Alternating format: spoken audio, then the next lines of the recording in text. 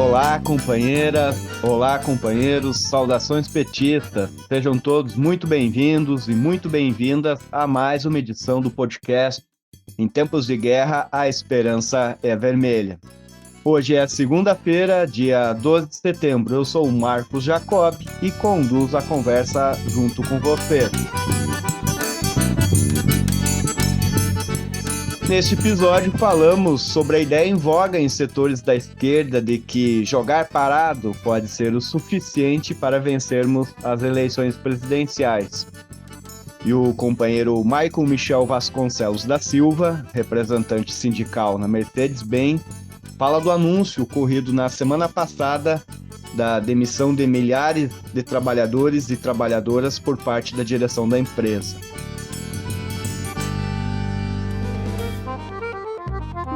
Pessoal, faltam exatamente 20 dias para o primeiro turno das eleições de 2022. Estamos entrando na antepenúltima semana da campanha deste turno. Portanto, estamos entrando na reta final.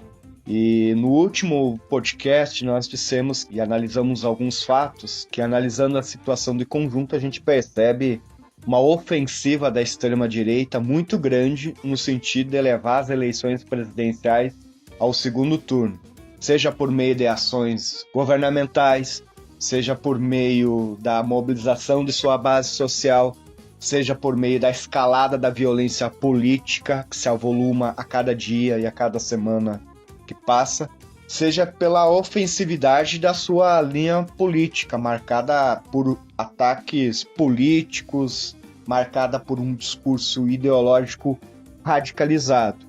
De outra parte, a direita, mesmo aquela não bolsonarista, também tem feito um esforço para levar as eleições ao segundo turno, seja tentando inflar as candidaturas da chamada terceira via, seja amaciando em muitas situações, como debates ou sabatinas, para o Bolsonaro, porque há o interesse por parte da direita também de levar as eleições aos presidenciais ao segundo turno, seja para nos derrotar lá, seja para nos impor um rebaixamento programático a nós, e seja para impor uma pressão política muito grande, seja para impor condições políticas mais difíceis para fazermos um futuro governo Lula. Portanto, é essa situação, é dessa forma tem sido o comportamento da extrema-direita e da direita nas últimas semanas. Enquanto do nosso lado a gente tem se caracterizado por ter uma postura mais defensiva. A gente está reagindo muito mais ao lado de lá, reagindo muito aos movimentos do lado de lá, do que impondo a nossa pauta política, do que impondo a nossa iniciativa política. E, a nosso ver, isso é um equívoco. Mas é um equívoco que nem todos compartilham. E aqui eu gostaria de comentar as falas e o que tem escrito um importante jornalista, que é diretor de um blog da blogosfera, da assim chamada blogosfera progressista. Não cabe aqui citar o nome, porque na verdade a gente quer dialogar e polemizar um pouco com essa linha de interpretação.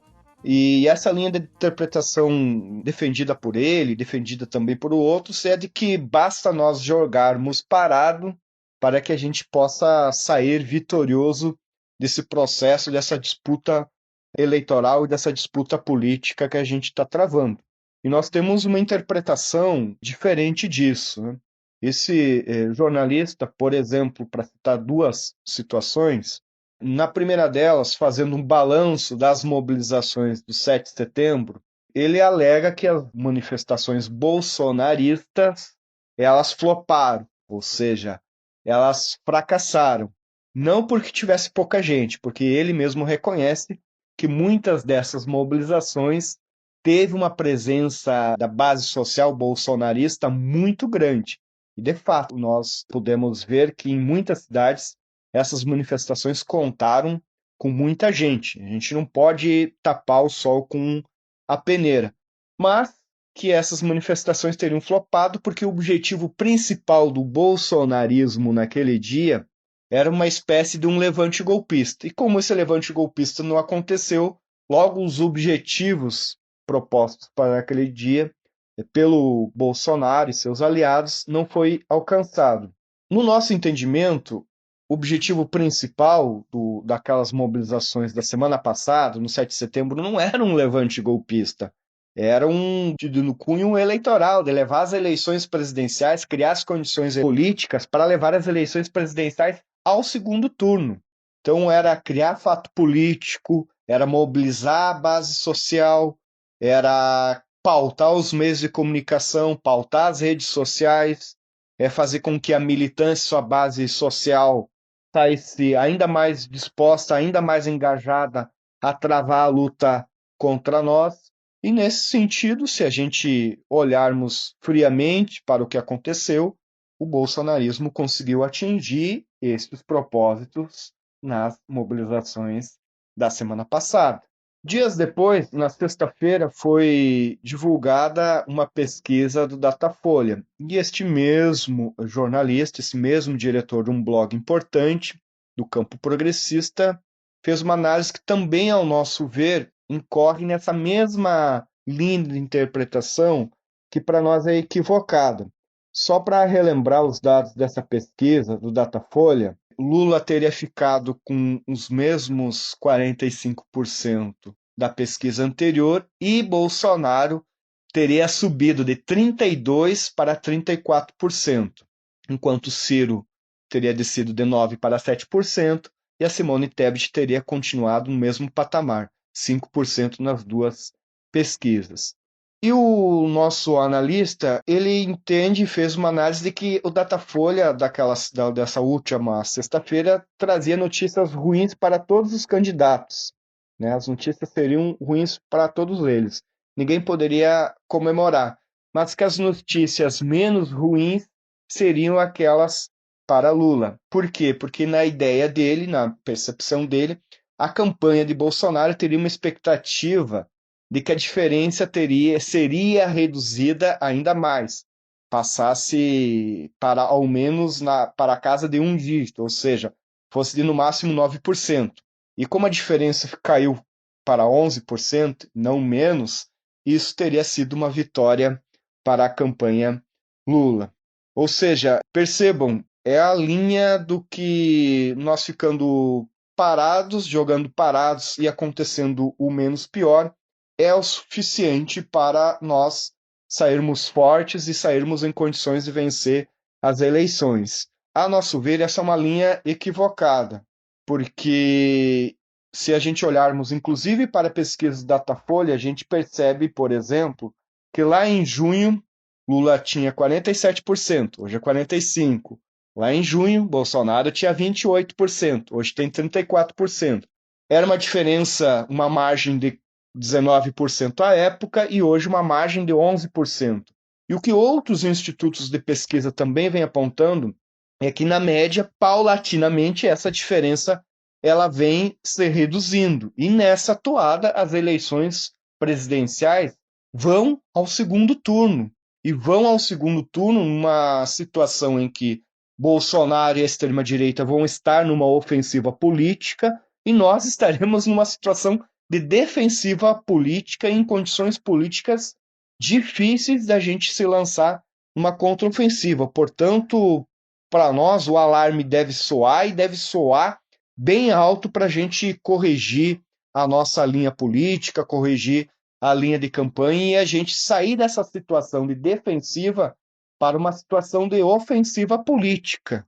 Porque se nós não fizermos essas correções, a gente não apostar numa mobilização massiva, mais forte nas ruas, a gente não partir por uma linha de confronto maior com o bolsonarismo, a gente não apostar mais na linha do que a gente quer construir de propostas, de programa para transformar o país, a gente pode se encontrar numa situação bastante delicada e perigosa no dia 2 de outubro.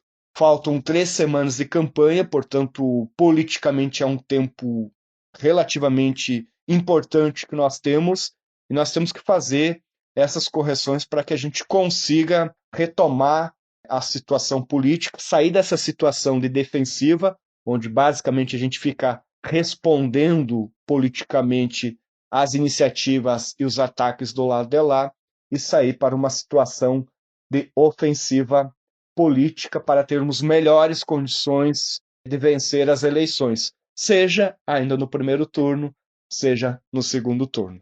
Pessoal, além de toda essa situação política eleitoral, a classe trabalhadora brasileira continua a sofrer com a política neoliberal imposta pelo grande capital e seus governos, entre eles o de Bolsonaro. Na terça-feira da semana passada, dia 6 de setembro, a Mercedes-Benz anunciou a demissão de 3.600 trabalhadores na região do ABC. E é sobre esse anúncio, os seus desdobramentos, além da situação da política industrial no país, é que vamos ouvir o companheiro Michael Michel Vasconcelos da Silva, que é trabalhador na Mercedes-Benz em São Bernardo do Campo e é atualmente representante sindical naquela empresa. Saudações, companheiros e companheiros do podcast Em Tempos de Guerra, Esperança Vermelha. Meu nome é Maicon, sou trabalhador na Mercedes e estou representante sindical das trabalhadoras e trabalhadores nessa mesma empresa. Venho aqui hoje falar um pouco sobre a luta que estamos travando nesse exato momento. Desde o início do governo do Cavernícola, uma das áreas que foi brutalmente atacada foi a indústria nacional. É notório como passamos a fase mais aguda da pandemia de Covid-19 com falta de insumos básicos como oxigênio e de aparelhos de proteção individual, como máscara, como protetores faciais, luvas e outros aparelhos de proteção individual para a nossa população que estava na linha de frente, combatendo o espalhamento do vírus e tentando salvar vidas. Nesse contexto, nesse mesmo período, centenas de milhares de empresas foram fechadas no território nacional. Dentre elas, algumas importantes do ramo automotivo, como Ford, em São Bernardo do Campo, Mercedes, em Iracemápolis. Algumas também fecharam suas plantas, como, por exemplo, a Toyota, em São Bernardo do Campo, e outras do ramo de autopeças, que também deixaram de ter suas atividades em solo nacional. Nesse contexto de fome, peste e guerra, as trabalhadoras e trabalhadores na Mercedes-Benz de São Bernardo foram surpreendidos no último dia 6 com a notícia na imprensa de que a empresa tem a intenção de demitir 3.600 trabalhadores e trabalhadoras, sendo 1.400 de contratos, contratados que não renovarão seus contratos, não terão seus contratos renovados, e de 2.200 diretos, pessoas que têm o seu contrato por tempo indeterminado, como dizemos dentro da empresa. E também anunciou, através da imprensa, a intenção de fazer uma reestruturação dentro do setor de ferramentaria, manutenção, logística, laboratório, eixo e câmbio. Essa notícia caiu como uma bomba para a classe trabalhadora, pois em momento algum a empresa demonstrou ou chamou o sindicato para negociar uma alternativa ou apresentar esse quadro. É muito importante a gente entender que essa mesma empresa, a metros de uma guerra de proporções nucleares lá na Europa, ela, quando tem um problema, ela chama o sindicato para negociar alternativas. E foi o que ela fez, bem próximo de um conflito de proporções nucleares. Aqui no sul do mundo, ela anuncia na imprensa, sem falar com o sindicato, que ela vai demitir. Então, as trabalhadoras e os trabalhadores na Mercedes-Benz de São Bernardo não aceitaram esse tipo de postura da empresa e, através de uma assembleia que reuniu mais de 6.000 trabalhadoras e trabalhadores no último dia 8, votaram pela suspensão e paralisação de todas as atividades da empresa até o dia 12, agora na próxima essa segunda-feira, e o que possibilitou o que a empresa chamasse para um início de processo de negociação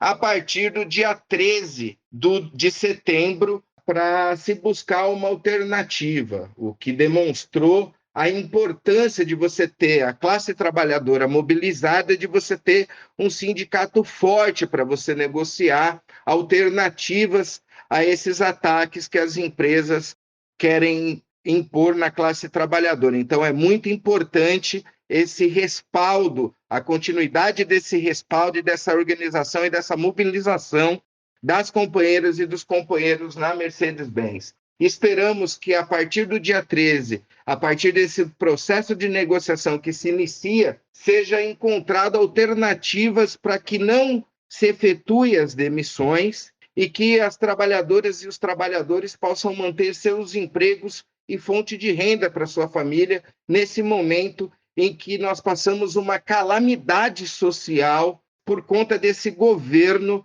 por conta das políticas equivocadas desse governo para a classe trabalhadora, que atendem a elite brasileira, colocando 2/3 da população brasileira em extrema miséria e a grande maioria desse 1/3 que sobrou em uma situação precária e de desumanidade total. Então, é muito importante que nós, a partir do dia 2, tenhamos não somente a perspectiva da necessidade das mudanças de rumo, por conta de tudo isso que nós já vimos do governo, do desgoverno do cavernícola, mas que nós também tenhamos a perspectiva da necessidade de um projeto de industrialização nacional, onde possamos garantir que nós tenhamos soberania nacional, que nós tenhamos um parque industrial competitivo no mercado internacional e que nós possamos produzir bens com alto valor agregado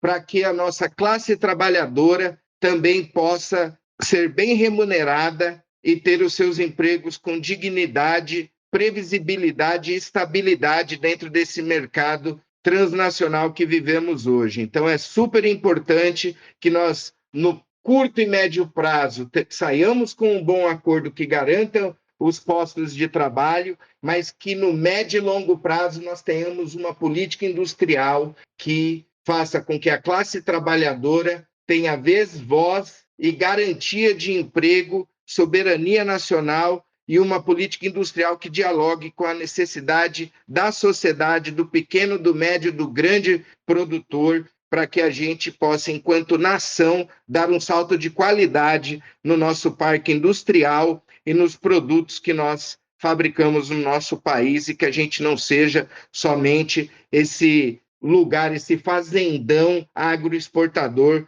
que o cavernícola quer que nós sejamos. Obrigado, Maicon, pelo seu relato e pela sua análise. Bom, pessoal, com isso encerramos o episódio de hoje do nosso podcast Em Tempos de Guerra, a Esperança é Vermelha. Podcast que é feito inteiramente por meio de troca de áudios em aplicativo de mensagem. Nos encontramos novamente na sexta-feira, então até lá. Boa campanha, boa luta e Lula presidente.